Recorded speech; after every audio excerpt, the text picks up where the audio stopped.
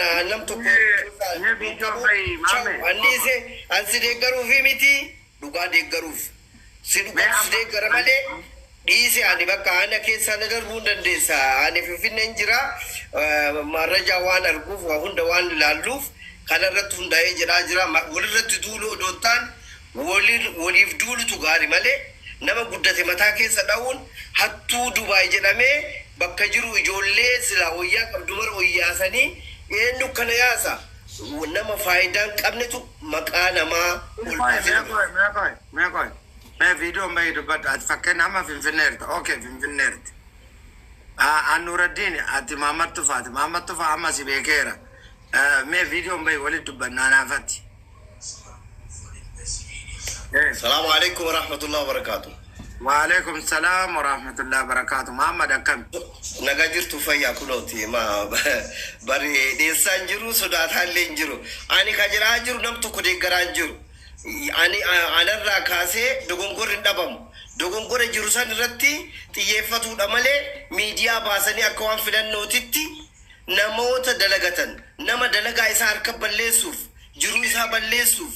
warronni keessattuu ijoollee daldalarra jirtu maqaa isaanii laxxafu fotoo isaanii laxxafu warri dalagan kun sirrii miti namni fira qaba warra qaba dhagay Nuuraddiin dhugaa jira atis nama itayyaati nama arsiit yoo rakkoo qabaatte warra qabdaa bar maatii qabda suuta keessaan gaafatudha malee suuraa kee oliga oofuun hin ta'u suuraa ibaluu oliga oofuun hin ta'u suuraa namaa facaasuu hin ta'u ani poolitikaa gubbaa ture abbaan fedhe waan fedhe naan haa jedhu hattuu fi sobduu maqaa namaa oyyaaftu karaa odoo mootummaan jiru odoo seerri jiru Dubaay ammoo biyya seeraati baabaa Nuuraddiin biyya seeraa sanii himachuu hin danda'amu maal fotoo isaa ol baasuun maaliif arrabsuun amma fotoo ol baasuun rakkoo ta'ee osoo hin taane namni rakkate hoomacha qabata jedhe ila maamme ati waan tokko beeki as politika anis nama politikaati atis nama politikaati siigalee dhugaan immootu dhugaati namoonni amma gaafa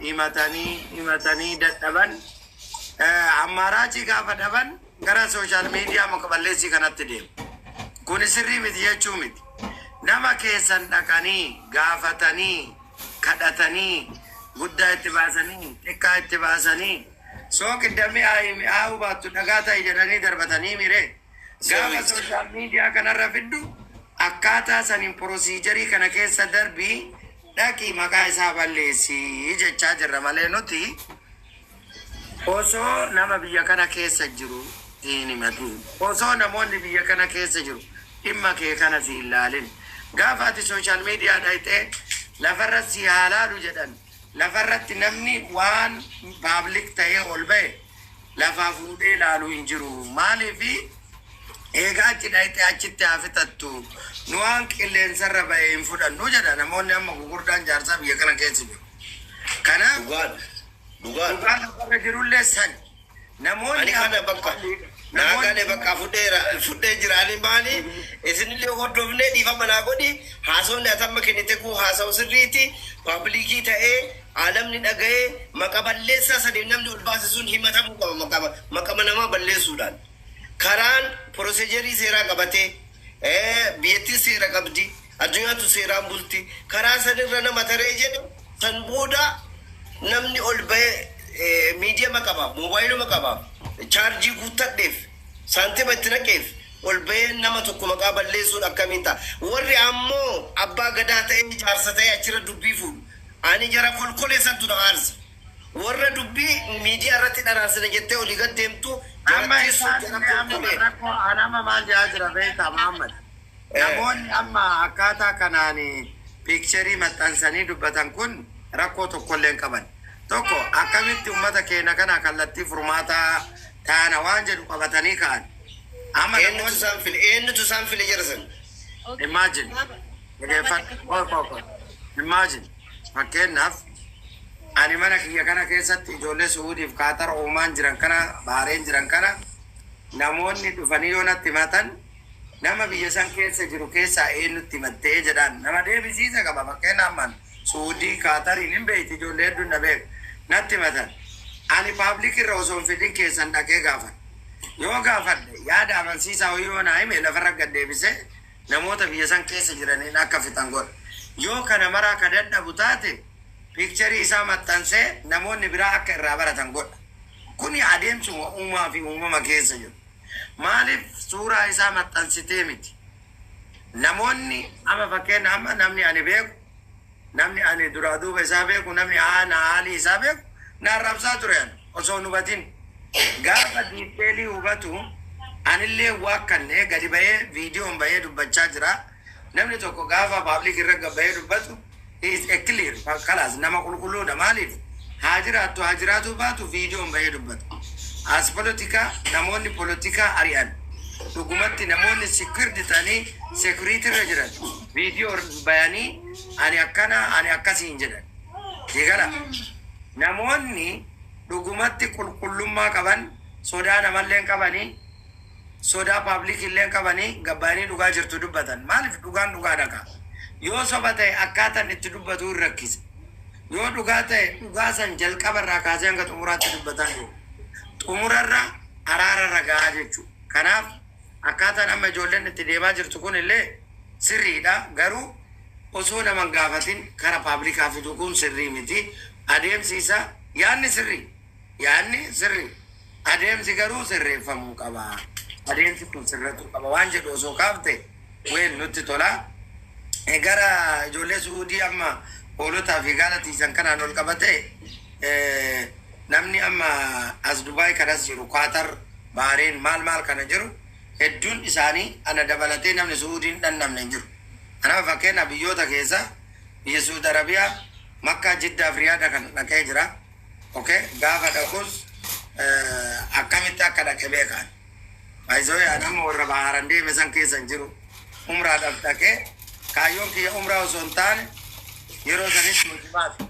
Umraan dhaqaa carraa sanii hojii hin argadha jedhee dhaqee almost waggaa 3 ture, diraayivara ture, itti saalaat waan jedhamu jira, sheeltara fe'aa ture. Makiina irratti sheeltara wanna waayirii keessa deemu kana makiina irra fe'amu hedduu jira.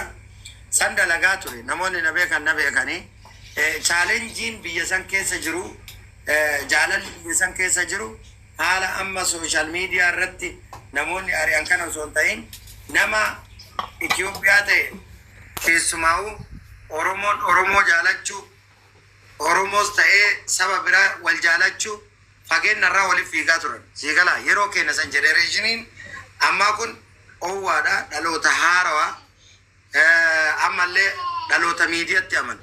Siigala dhaloota ammallee dhugaa fi dhugaa qabatee fiigu.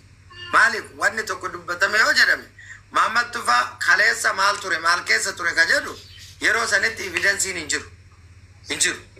Maamad Tufaa kana hojiin isaa akkana ture jedhamee ka haasa'amu yeroo ammaa kanatti osoo taate goommana yoo nyaatte goommana nyaataa jiraachuu kan kee waliin akkaataa ati itti nyaattu waliin eessatti akka nyaattu waliin evidensiidhaan dhufanii dubbatan. Kaleessa garuu wanni kun hin turre. Kaleessa akka nu Suudii keessa turre jaalala hamatu ture Suudii san keessa. Wal barbaacha hojii walii uumu waan akkasiisantu ture. Ammas jaalalli jira biyya san keessa ijoollee hiriyoota hedduu qaban jira. Paablik irratti immootu ijoolleen nama arrabsan kun maali? Namni haga beeku haasaa jarana. Namni gaafa paablik irra bahee miidiyaa mataa isaa baratee dubbatu yoo arrabses yoo waan gaarii dubbates wanni inni dubbate sun yoo nama hordofu qabaate isaaf beekumsa. Kana ilaali, you must be thinking Mr. Muhammad. Kanaaf namoota amma akkaataa saniin deemanillee abaaruun xiqqeessuun galatoom anamma sumarratti galatoomii ibsa ati kennite ibsa guddaadha, ibsa nama hayyuuti. Ani garuu wanni tokko asirraa ergaan ani dabarsu tokko namoota haga 10 olii listii ka godhe jira kan beeku ka sheekota hooggantoota biyyaa daldaltoota arrabsan ka ammoo biyyi isaan jiraatan Suudii keessaa ka ammoo yeroo kaan Walloo fi Arsii, Walloo fi Harargee, Walloo fi eessa biyya kana wanyaachisan yookaan deebi'anii Baaleef Arsii jedhanii bakka lamatti qoodan saba addaan qoodan listii godhatanii karaa kanaan warra mallaqa waliif guuran namoota akkasii waan qabnuuf nullee akkaataa itti marrajaa itti qabannu waan beennuuf eenyu waan kana kamattansi Nuuraddiin irratti eenyu ka gadaa roostiraantii maqaa balleessaa jiru eenyu ka Dr. Abiy irra dubbatu eenyu ka politika adda addaa haasa'u jenne namoonni sun listiin nu bira jiran waan ta'aniif ummata akkasiisa argee ummata bal'aan hin jenne warra as keessa jirtanii fi warri bakka adda addaa teettanii natti rifattan dhiifama isin gaafadhaa hujii lukaan bahee baaraan bahee fedhiin bahee rakkatee bahee hujii bahee nama hujii ofii hojjetatu nama akka ammati jette kanatti qulqullinaan ol bahee anamma miidiyaa irratti ol bahee kun ol bahee jennaa ol bahee dubbataa jira waan kanaaf galatoomaa misi understand akka hin taane jechuu fi anaanafaa waa si gaafadhin amma namoonni social media dhuunfaa isaaniitti irratti yaada isaanii ibsachuu mirga guutuu qabu waan silaa ta'us ta'e